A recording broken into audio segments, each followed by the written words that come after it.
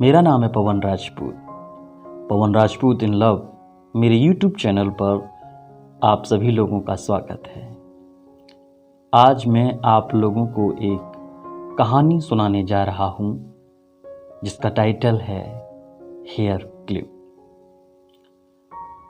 Office का तमाम काम जल्दी जल्दी निपटाने के बाद भी आज वो अपनी बस नहीं पकड़ पाई थी।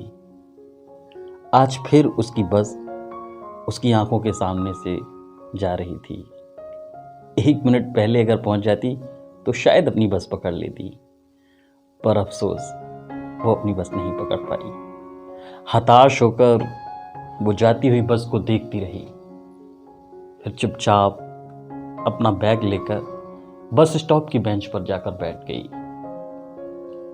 आती जाती बसों को देखती रही, लोगों को देखती रही। इस बार फिर उसे 9:30 की बस से घर जाना होगा, क्योंकि अभी 35 मिनट के बाद थी। खुद पर झल्लाई, इरिटेट हुई कि क्यों वो हर बार लेट हो जाती है, क्यों ऑफिस से निकलते निकलते वो लोगों की बातें सुन लेती है और फिर उलझ जाती है। कोई ना कोई काम उसे ऑफिस से निकलते ही कोई ना कोई दे ही देता है, जिसे निपटाते निपटाते वो अक्सर लेट हो जाती है। अचानक उसका फोन बजा। हेलो, अरे कितनी देर से पहुंच रही हो तुम घर? निकल गई हो ना ऑफिस से? वो खामोश सुनती रही। देने के लिए कोई जवाब था नहीं, क्योंकि आज वो फिर लेट थी। धीरे से बोली, बस छूट गई है मेरी, 35 मिनट बाद है दूसरी बस, टाइम लगेगा पहुंचने में मुझे। सामने से वो हंस कर बोला मुझे तो पहले ही पता था तुम कभी टाइम पर घर पहुंचने वाली नहीं हो। अच्छा खैर छोड़ो, आराम से आ जाओ, टेंशन ना लो। और सुनो, बाजार से अदरक लेती है ना, तो मैं आज में मस्त कड़क चाय पिलाऊंगा। इससे पहले कि आगे की बात होती, फ़ोन कट हो गया। दरअसल उसके फ़ोन की बैटरी ख़त्म हो गई थी। मैंने देखा तो फ़ोन स्विच ऑफ हो चुका था। चुपचाप वो बस स्टॉप पर बैठी आती जाती लोगों को देख रही थी। मुंबई शहर एक ऐसा शहर है जहां हर किसी को जल्दबाजी है। लोग तेजी से आ रहे हैं, जा रहे हैं। ऑफिस से छूटने का समय वही होता है सभी का। बस स्टॉप पर ऐसी लंबी लंबी कतारें देखने को मिलती हैं कि पूछिए मत। लोग धक्का मुक्की कर रहे होते हैं बस में चढ़ने के लिए। कितना उलझा हुआ है जीवन यहाँ का। खैर 15 मिनट बाद उसकी बस आ गई। वो बस में बैठी और अपने घर के लिए रवाना हो गई। कुछ देर बाद वो अमन के फ्लैट के सामने थी। हाँ, अमन, उसका एक खास दोस्त कह लो, हमसफ़र कह लो, या प्यार इसलिए नहीं कहा जा सकता कि कभी एक दूसरे से इजहार नहीं किया है, पर एक अच्छा दोस्त है। कितना अच्छा है वो, कितना ख्याल रखता है, कितना केयरिंग है। हर चीज़ बिना कहे समझ जाता है, कभी झुंझलाता नहीं है, कभी गुस्सा नहीं करता। और क्या चाहिए किसी को? एक अंडरस्टैंड करने वाला साथी, एक अच्छा दोस्त जो आपकी केयर करे, आपको समझे, आपके जज्बातों को समझे। वही तो है अमन। आज से 2 साल पहले मिला था मुझे। मेरी एक दोस्त का दोस्त था। अब वो दोस्त तो इस शहर में रहती नहीं है, उसका तबादला हो गया है, पर अमन रहता है। अब इस शहर में एक दूसरे को हम जानते हैं। वो मेरा ख्याल रखता है, मैं उसका ख्याल रखती हूँ। सच कहूँ तो एक दूसरे की ज़रूरत बन गए हैं। तभी अचानक से अमन ने दरवाज़ा खोला। अरे आ गई तुम, आओ आओ, अंदर आओ। चेहरा मुरझाया हुआ था, साफ दिख रहा था। उसने कहा, अरे टेंशन ना लो, बैठो।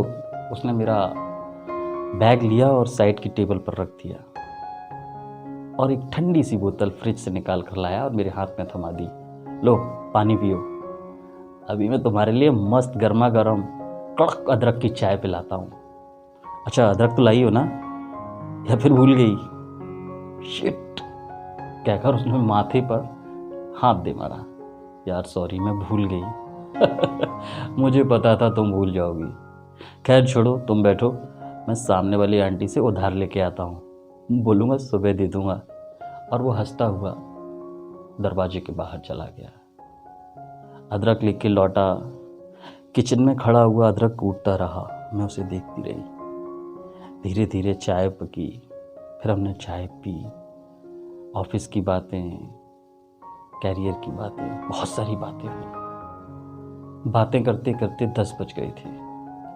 मैंने उससे कहा कि बस यार निकलना होगा, सुबह ऑफिस भी जाना है। फिर वही माथापच्ची, फाइल्स, बॉस की डांट, वही सब अधेड़ उम्र के लोगों के साथ। अरे यार, it's a part of life, क्यों इतना हेडेक लेती हो? रिलैक्स। अच्छा सुनो, अब तुम घर जाकर क्या खाना बनाओगी? अब मैं कुछ बना लेता हूँ, खा के निकल जाना। मेरा इतना कहना था कि उसने कहा कि अच्छा तो फिर ठीक है, मैं खाना बनाती हूँ, क्या खाओगे बोलो, जो तुम खिला दो। ठीक है, मैं आज आपको दम आलू बनाकर खिलाती हूँ। लड़कियों की एक अजीब बात है, अगर वो कुछ करने के लिए आती हैं तो झटपट सारा काम कर देती हैं। उसने फुर्ती में दम आलू बना दिए और फटाफट गर्मा गर्म पूड़ी निकाल दी। मेरी चाय ने इतना तो काम कर ही दिया था कि उसका सरदर्द गायब हो गया था। बातें करते करते, खाना खाते खाते 11 बज गए थे। उसने कहा अब मुझे जाना होगा, सुबह ऑफिस भी है। फिर वही फाइलों में माथा खपाना है, फिर वही ऑफिस में बॉस की डांट सुननी है। मुस्कुराती हुई उसने अपना बैग उठाया और शीशे के सामने खड़ी होकर अपने बाल संवारने लगी। अपनी हेयर क्लिप उसने मेरे हाथों में थमा दी और कुछ बातें करती रही। अपना सामान उठाया और मुझसे गले मिलकर अपना ख्याल रखने का बोलकर चली गई। फिर दिल में ख्याल आया कि थोड़ी देर और बैठा जा सकता था, कुछ बातें और की जा सकती थी, एक कप चाय भी पी जा सकती थी। लेकिन फिर जाने दिया, ये सोचकर कि शायद साथ पीता थोड़ा वक्त ही बेहतर वक्त होता है, या फिर एक छोटी मुलाकात ही एक बड़ी मुलाकात की उम्मीद होती है। वो नीचे से मुझे बाय कर रही थी, मैं अपने फ्लैट की बालकनी में खड़ा उसे बाय कर रहा था। थोड़ी देर उसे जाता देखता रहा, वो चली गई, लेकिन अपनी आदत से मजबूर फिर छोड़ गई अपनी हेयर क्लिप मेरे हाथों में, भुला कर कहीं की।